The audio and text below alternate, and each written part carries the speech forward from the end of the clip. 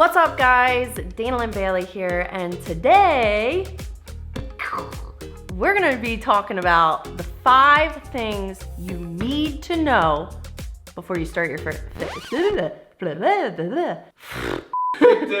My God! Bow body, anyone? The 5 things you need to know before starting your fitness journey. Dana Lynn Bailey. Let's go! Do what I do! Work like I still got something to prove! Let's go! All I do! Work like I still got something to prove! I haven't even said a line yet. Number 1, set a goal. We're doing acronyms today, guys. SMART. We're doing SMART goals. I feel like I'm Creed from The Office right now. If you guys don't watch The Office, yeah, we can't be friends, sorry. So SMART goal, number 1, it needs to be specific. So if you're just saying, I just want to be healthy, what does that mean? So you need a specific goal. I like to say like there's like an outcome goal. So your outcome is, I want to lose 10 pounds in the next like 3 months, and you have some sort of time frame too. And then you will also have process goals underneath that, which are going to be these like smaller goals, things that are going to help you attain that larger specific outcome goal. So I'm going to go to the gym minimum of 3 days a week. So you have to go to the gym 3 days a week. Maybe you cut soda out. You walk 30 minutes every single day. So you'll have smaller goals that you have to hit daily, weekly, monthly to get to that larger outcome goal. The second part, it needs to be measurable. I want to lose 10 pounds.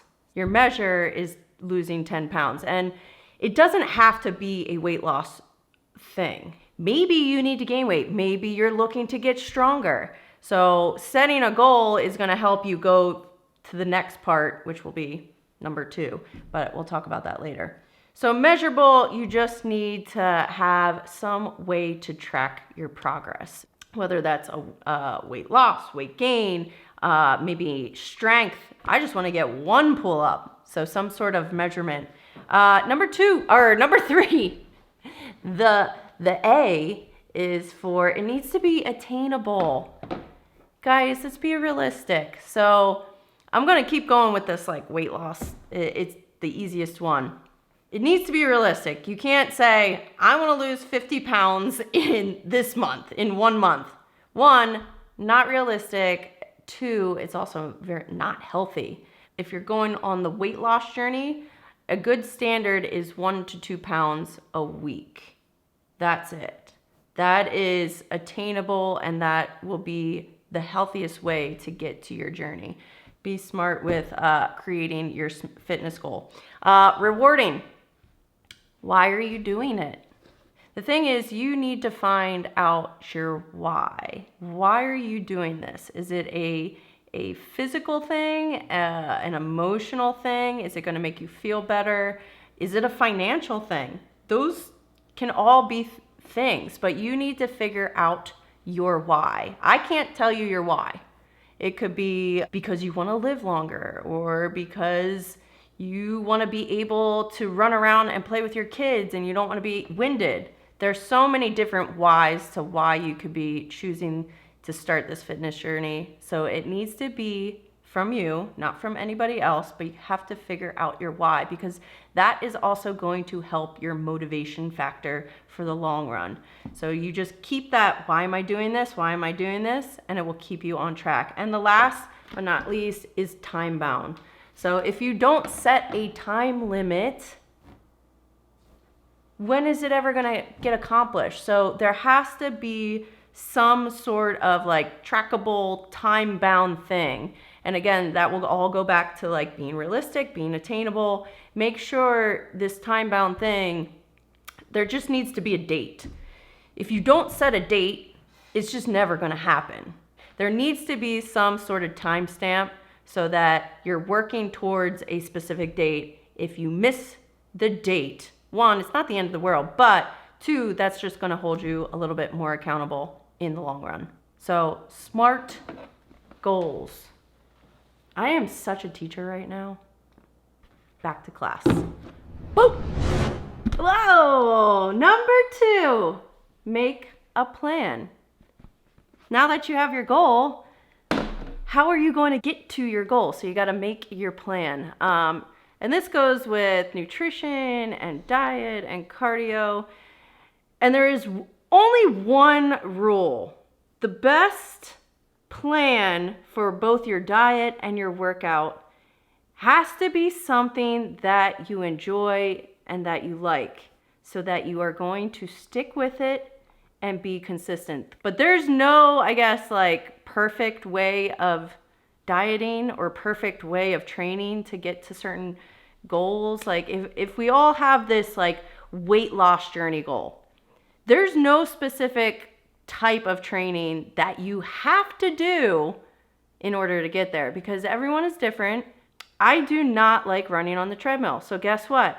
I never run on the treadmill. I'd much rather run outside. Same goes for like diet. There's no right way, wrong way to do a diet because there's so many. There's keto, there's low carb, there's high protein, there's gluten-free, there's vegan, there's the carnivore. There's so many types of diets. You can't pigeonhole yourself. Not everyone's going to be like, oh, I'm going to eat tilapia and asparagus. Like, if you don't eat like tilapia and asparagus, don't eat it. Eat something else. Eat stuff that you like. It also, you don't have to be super strict. That's probably actually the biggest thing I want you to do is when you do make a plan is don't go balls to the wall right away. So if you're eating like just whatever you want right now and then you create this goal, don't just automatically, oh, well, I'm going to eat 5 meals a day of tilapia and asparagus. So taking tiny, tiny, tiny steps. So cutting out little small things, because you have so much room to keep going down, especially on a diet. It's small steps the whole way down, because that way when you plateau, you still have more steps to go. Back to like training. So how to create a workout plan. Is it a strength goal? Is it a weight loss goal? If it's more of a strength goal, then you need to be training for strength. So your rep ranges are going to be on the lower side. Your rest periods are going to be longer. You also need to figure out how many days a week can you dedicate to this. And you have to be realistic with that. Like, look at your schedule, figure out how many days a week can I consistently go to the gym? Or if you can't go to the gym, do I have things at home that I can do? Figure out your gym schedule, because if you say, okay, well, I need to go 6 days a week, and literally every week you're only going 3 days a week, then what's the point? Like, you have to be realistic, and you're going to see it as like failing every single week. Well, I didn't get 6 again. I didn't get 6 again. So training has to be consistent, and you have to like what you're doing. And then diet, also the same. You have to enjoy the food that you're eating. Otherwise, you're going to fall off the bus like a lot of people do, and then they don't get back on. So if you enjoy all the food, you enjoy the training, and you enjoy the cardio, it's going to make it a lot easier to get to that goal. Oh. What? Oh my God, why are we so bad at this? Dun, dun, dun, dun. Number 3, track your progress. So how do you do that? How do I track my progress? Well, 1, we have this thing called a scale. It looks sort of like this. On. It goes on, I swear. If your goal is some sort of weight loss, yeah, you're probably gonna have to like weigh yourself here and there. However, if your overall goal is to like, I don't know, like drop dress sizes, or you want to tone up, or the scale isn't the only thing I think you should go by. Especially for me, I went many years without looking at the scale because that number can kind of like freak people out. But at some point, sometimes that scale will go up because muscle weighs more than fat. I also don't really care about how much I weigh. I care about what I see in the mirror. So the biggest thing I think that is very important, and something I wish if I could go back in time when I first started lifting, I wish I took progress pics.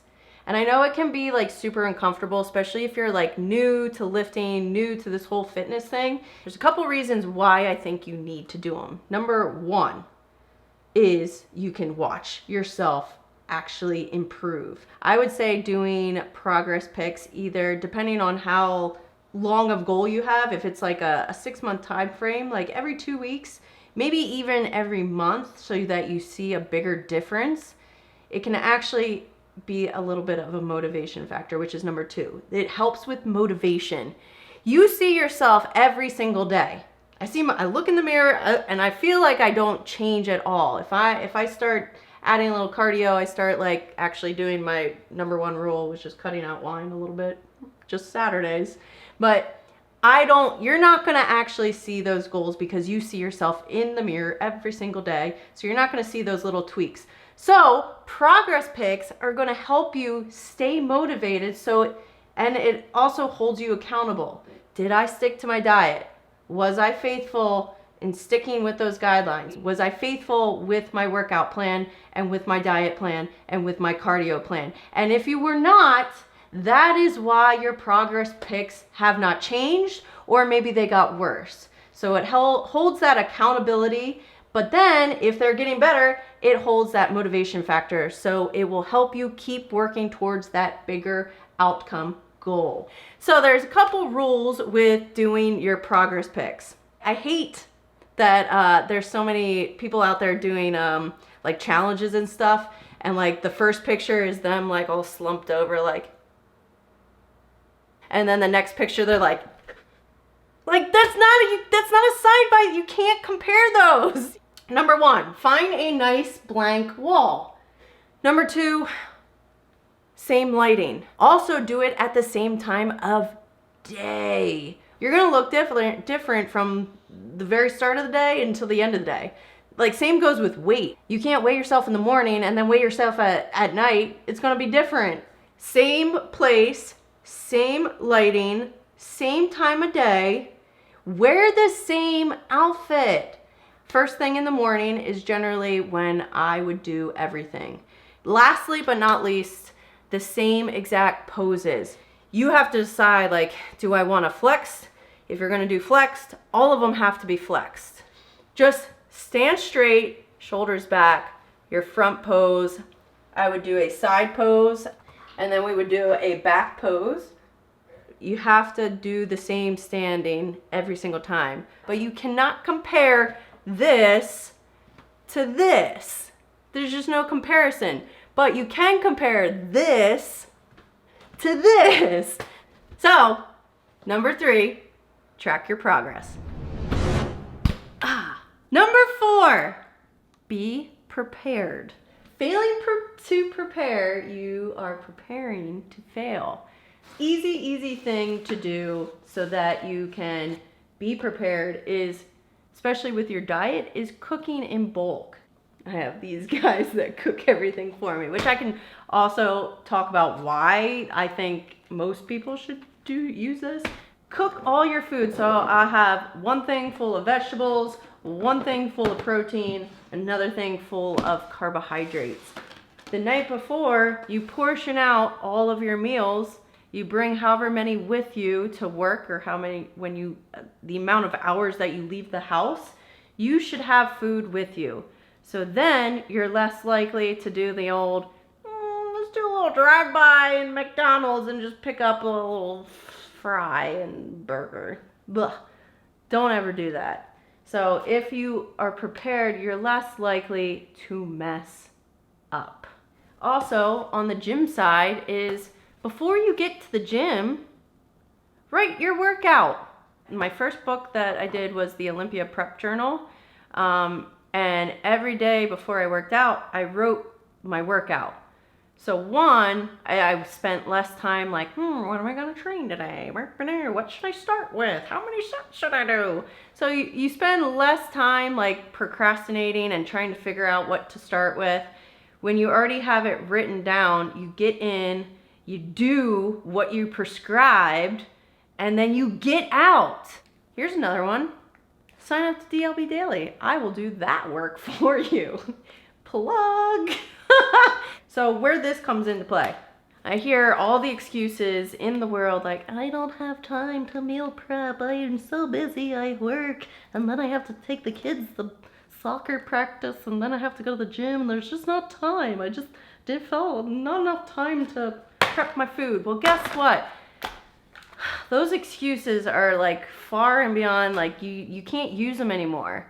Because there's so many people, there's so many companies out there. You don't have to go with Trifecta. I just go with them because they're awesome and they're super easy and they do a la carte. But there's so many companies out there that excuse just goes out the window. Like, I'm not trying to bust on anyone, but if you don't have time to do this like mass cooking and meal prepping, then have someone do it for you. If your goals are very serious to you, hire a company. I think you should go with Trifecta. Ding, ding. We're gonna get to those fitness goals. I'm gonna prep my food.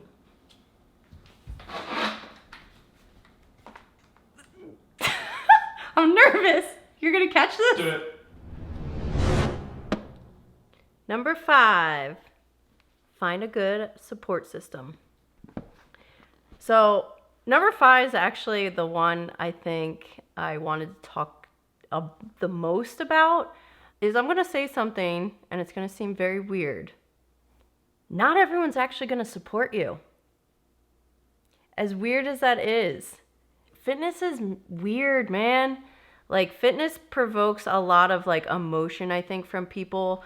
There's a lot of insecurity. Right nowadays, it's a little bit more normal for people to go to the gym, but there's still like this weird phenomenon that like girls shouldn't lift weights, girls shouldn't have muscles. If you lift weights, you're gonna look manly. So when I started lifting, everyone in my life, they just didn't understand. I was young. I didn't really know what I was doing anyway. This was even before I even had the idea of competing. I was just lifting weights. And I was starting to gain muscle. So I have people closest to me, and this is going to happen to you guys too. People that are closest to you, your friends, your family, they might not support you. Now, if you talk to them and they're on board too, that's freaking rad. But I spent so many years of my own friends and family that didn't understand what I was doing, didn't like what I was doing, made fun of what I was doing.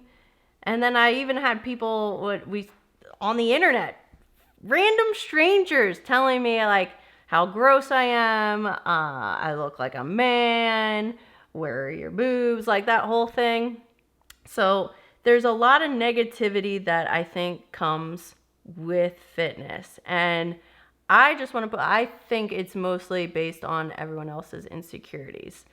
Now, on the other side, it is also your job, which I failed to do a little bit, in maybe teaching those people that maybe are giving you a hard time or not really understanding what you're doing, is make them understand.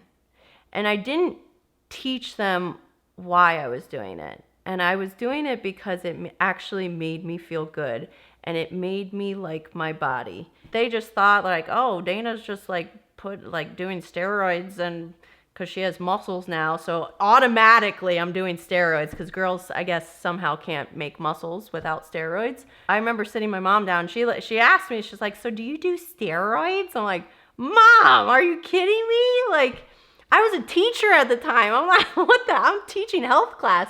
I teach like no to drugs. Like, I'm not going to sit here and like do the opposite. When you do decide to do something awesome and you're doing this fitness thing for you, I think it's important to tell those people closest to you your why. Why are you doing it? And at some point in time, those people that don't get on board, once you get that point across, you're going to have people back behind you, back supporting you. And if any of them don't support your why you're doing it, them. You can bleep that out because you know what I said. You're trying to be a bigger, better person. You're trying to better your life. If you have anyone holding you back and not supporting you, them. You'll find other people. Yeah, honestly, you just need yourself. Even if you don't have anyone else. But it does help to have a friend, have someone there that will help keep you on track, check in on you, maybe work out with you, maybe eat the same way as you. But any of those people that don't support you,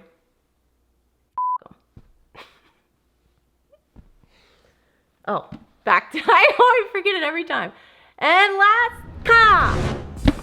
let's review. I know I've been babbling a whole lot, but this is obviously something that I care about a lot. But as a review, number 1, set a goal.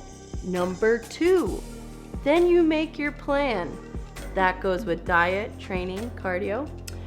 Number 3, track progress using progress pics and even weighing yourself. Number 4, be prepared. That goes with the whole staying accountability. And last but not least, find your support system. And anyone that's not on board, you already know. So I hope you guys enjoyed this video. I hope this was very helpful, and I want to wish you all good luck. And I'm always here. If you need a cheerleader in your corner, I'm your girl. So thank you guys for watching. We'll see you next time.